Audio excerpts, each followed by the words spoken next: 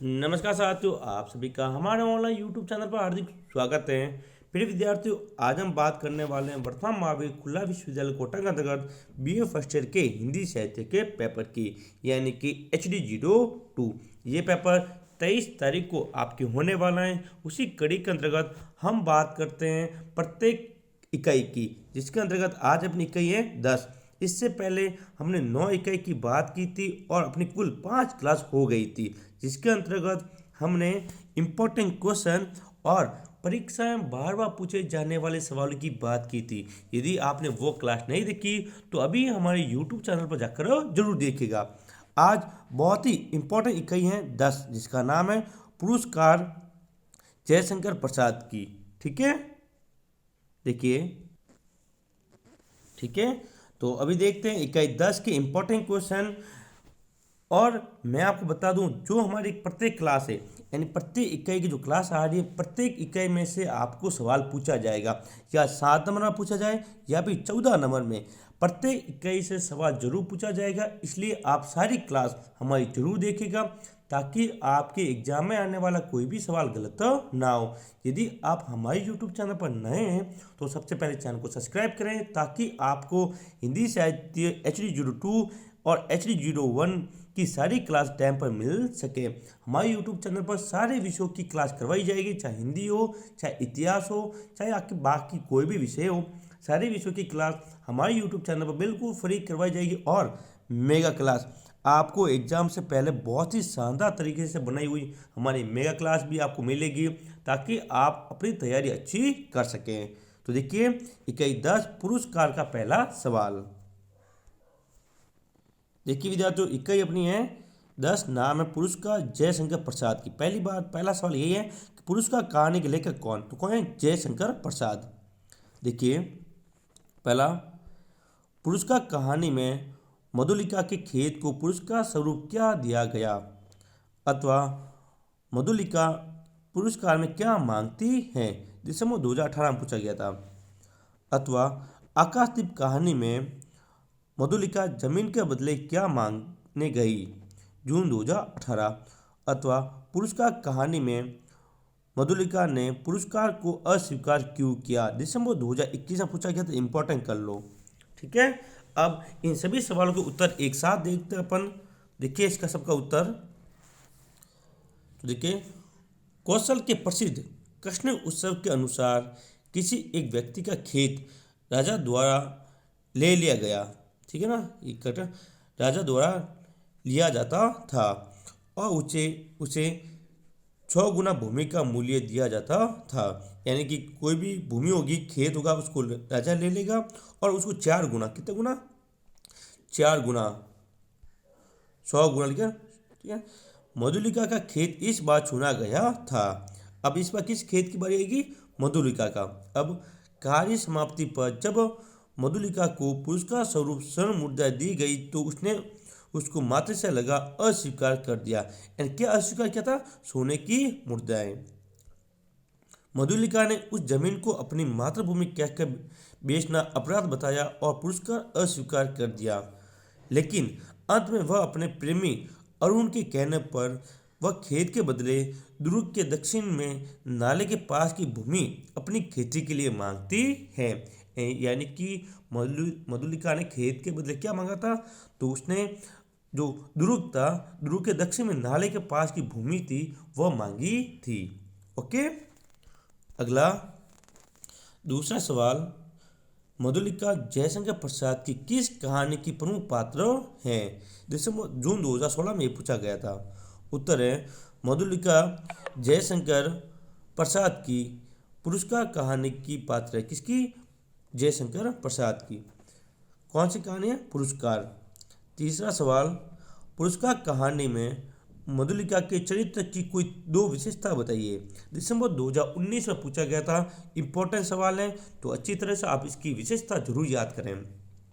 पहली विशेषता है स्वभाव में चारित्रिक दृढ़ता के साथ व्यक्तिगत स्वाभिमान। दूसरा, मोहक सौंदर्य की स्वामी। तीसरा, एक आदर्श प्रेमिका। आदर्श प्रेमिका इसलिए है क्योंकि उसने अपनी प्रेमी अरुण के कहने पर वह जमीन देने के लिए राजी हो गई थी।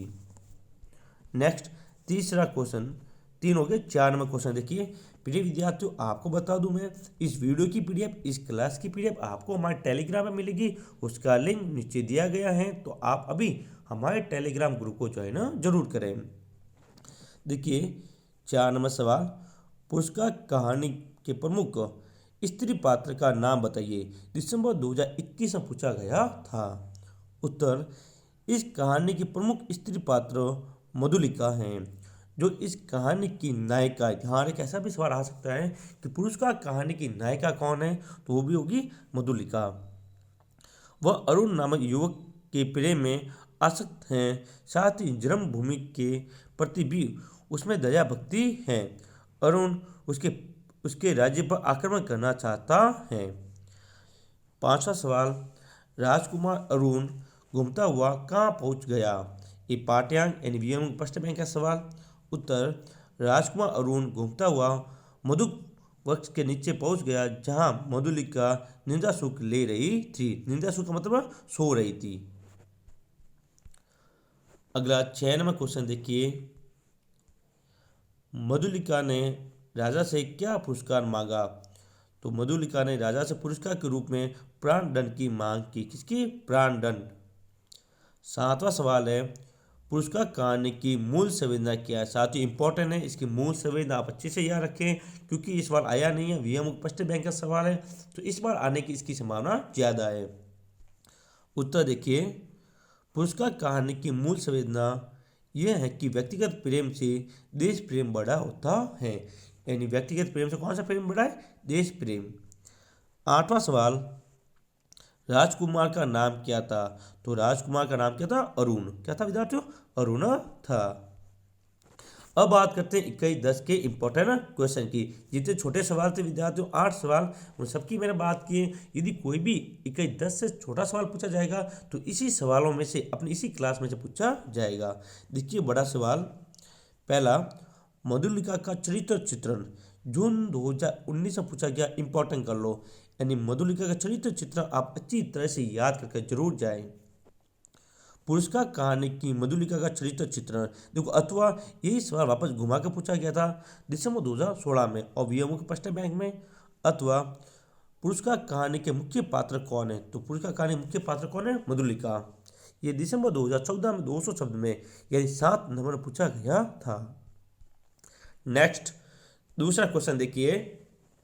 जयशंकर प्रसाद की कहानी कला का वर्णन करते हुए मधुलिका की कथा वस्तु और वातावरण को समझाइए। 500 शब्द दिसंबर 2014 में पूछा गया। अथवा पुरस्कार कहानी परिवेश मतलब उसके वातावरण की आपको यहाँ वर्णन करना है, वातावरण कैसा था, ठीक है। अथवा पुरस्कार कहानी में प्रेम और कर्तव्य का द्वंद्व चित्रण है। इस कथन को स्पष्ट करते हुए कहानी के परिवेश वातावरण पर प्रकाश डालिए। दिसंबर 2017 में 200 शब्द यानी 7 नंबर में पूछा गया था। और जो ये वाला सवाल है ये 14 नंबर में आया था। कितने नंबर में आया था? 14 अंक में ये पूछा गया वाला सवाल है, तो इसको याद रखिएगा, जरूर आएगा। Next 3 number question. उससे पहले मैं बता दूं, यदि विद्यार्थियों आपने चैनल को सब्सक्राइब नहीं किया तो चैनल को सब्सक्राइब करें, ताकि आपको बीए फर्स्ट ईयर की हिंदी साहित्य फर्स्ट पेपर, सेकंड पेपर, इतिहास की सारी क्लास आपको मिलती रहे। और बहुत जल्द आपको मेगा क्लास मिलेगी, जिससे आपको एग्जाम बहुत फ़ायदा होगा। और वीडियो की पीडीएफ आपको टेलीग्राम पे मिलेगी, उसका लिंक नीचे दिया हुआ है। तो पीडीएफ के लिए अभी हमारे टेलीग्राम ग्रुप को ज्वाइन जरूर करें। पुरस्कार कहानी की मूल संवेदना को स्पष्ट कीजिए। अभी मैंने बोला था मूल संवेदना बहुत अच्छी है, तो अच्छी तरह से इसको याद कर जाएं। अथवा पुरस्कार कहानी में प्रसाद जी ने उत्संग की पराकाष्ठा और नारी के भव्य रूप का अंकन किया है। इस कथन का विश्लेषण कीजिए। ये 500 शब्द में जून 2018 पूछा गया था। नेक्स्ट, पुरस्कार कहानी शीर्षक की सार्थकता बताते हुए कहानी की संवेदना को स्पष्ट कीजिए। जून 2019 में पूछा गया था। तो प्रिय विद्यार्थियों एक बात बता दूं, वीएमओ के अंतर्गत बस सवाल को घुमाया जाता है। मैं बार बार कहता हूं इसको कि सवाल को घुमाया जाएगा, उत्तर सबका समान होगा। ध्यान रखिएगा, उत्तर क्या होगा? समान। नेक्स्ट 4 नंबर क्वेश्चन है सप्रश्न व्याख्या कीजिए। क्या करनी है? व्याख्या करनी है। आपको प्रश्न पूरा दिया हुआ है। ये जून 2019 में 7 नंबर में पूछा गया सवाल है। आप स्क्रीनशॉट भी ले सकते हैं और वीडियो की पीडीएफ टेलीग्राम पे आपको मिल जाएगी। 5वां सवाल, प्रसाद युगीन कहानियों की विशेषता लिखिए। जून 2017 अथवा जयशंकर प्रसाद रचित 2 कहानी संग्रह के नाम लिखिए। इन 2 कहानियों के बारे में आपको यहाँ पर बताना है। 6 नंबर सवाल जो कि वेरी वेरी इंपॉर्टेंट कर लो इसको, तो वेरी वेरी वेरी इंपॉर्टेंट। ये 100% व्याख्या इसकी आपको याद करके जानी है, क्योंकि ये दिसंबर 2016, 19 और जून 2021 में पूछा गया है।